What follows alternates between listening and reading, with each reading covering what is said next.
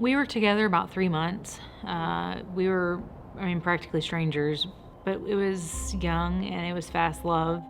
I was the kind of person who really needed to be needed, and he needed me, and so that made me feel like I had some value. He told me he and his friends needed a place to stay. I said, well, I can get us a place, and so I leased us a house, and they needed a car, so I had a car. Everything that he wanted or needed, I gave him, and I just wanted to be loved. Oh, I thought I knew everything back then. I know nothing. On October 24th, 2000, Andrew Cataldi and Tricia Nordman were found in a dumpster right across the street from Shapiro's on South Meridian Street. They were recognized because of tattoos they had. People knew that they lived with Sarah Pender and Richard Hall at the address just a couple blocks away. They were attempting to set up a meth lab in the basement of that house, so that fit with what we knew about part of the dispute was over splitting the drug money. I walked in on him, and he was, I think, maybe wrapping up a body. And so I just sort of froze because he froze.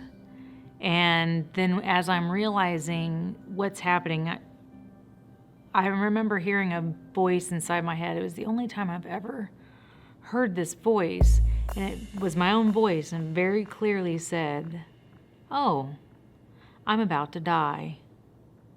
I immediately just became compliant, and it was, look, I'm not a threat, I'm not a harm. What do you want me to do? I wanted him to trust me so he didn't kill me.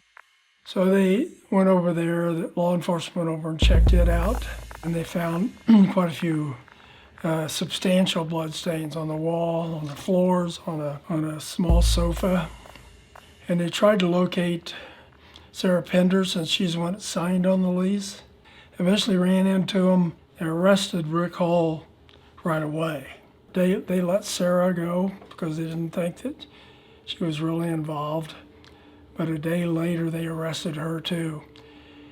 It was determined by law enforcement she had purchased the shotgun that was used in the shootings, and that made him a little suspect, especially since she stayed with Rick Hall, and they felt, based upon the evidence that they had, that she should be charged too. After we were arrested, initially he told the police that there had been an argument, that there had been a fight, and that he had shot Drew. We didn't talk for 4 months, and then he started writing me and saying, "Hey, listen, I'm sorry that I got you tangled up in this. Please forgive me. And if you're just quiet and you don't testify against me, everything's going to be fine." I don't want to rebuff him, because he's the only person that knows what happened. He's the only person that knows that I didn't have anything to do with it. And here I'm being charged with the same thing. And so, I didn't. And so I didn't rebuff him, and I did stay, and I did continue communicating with him because of that. Ironically, my fears came true. In the end, whenever I told him, look, we can't be together, maybe we can be friends, just trying to back out of the relationship, is whenever he set me up with the confession letter. Well, we had the letter fingerprinted. There were 2 sets of prints on there. Rick Hall's, and also a fellow by name of Steve Logan, who also was a cellmate of Rick Hall's. The person that supposedly wrote this document, her prints were on it.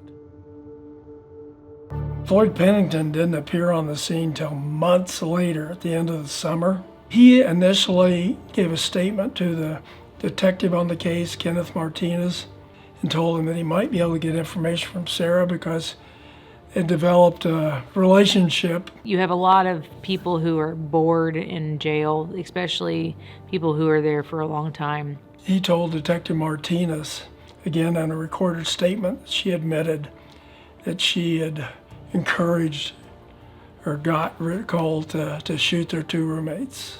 We never talked about anything serious. We never talked anything about our cases. He made all that up. Everything that Floyd made, he made up for himself. He made up to get himself out of trouble. And they were more than happy to make a deal with him. Right in the middle of the trial, a recess was taken. I was there, prosecutor's table, going through some paperwork. And Sarah said, "Mr. Sells, I am not guilty." Said, "Prove it." Of course, the law didn't require her to prove anything. And the evidence that was used to convict her, turns out, was definitely tainted.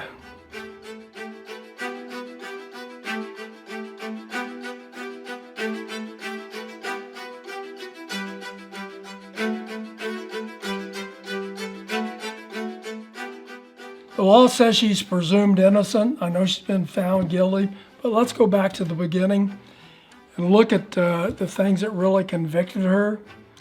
Pennington and that letter, and based upon what I know now, especially with Steve Logan, so he wrote an affidavit indicating that he actually is the one that printed that letter. He felt like he was forced to. Here's this big hulk of a guy, former football player, Rick Hull, who was in his cell block, and he as much as demanded that this young, substantially smaller guy do this for him. The fact it only had 2 sets of prints on it. The fact that 2 fingerprint examiners have come out and said that Sarah didn't write that. When I was able to focus away from the prosecutor's office and my responsibilities there, I realized that there's no way that she should have been convicted of the murders. Here's how bad I feel. If the Supreme Court wouldn't disbar me for representing her, I'd go ahead and represent her myself. I think that it's important that the CIU pay attention to my case because the evidence is overwhelming that I didn't do it. And I've paid 22 years of my life. I deserve to be let home.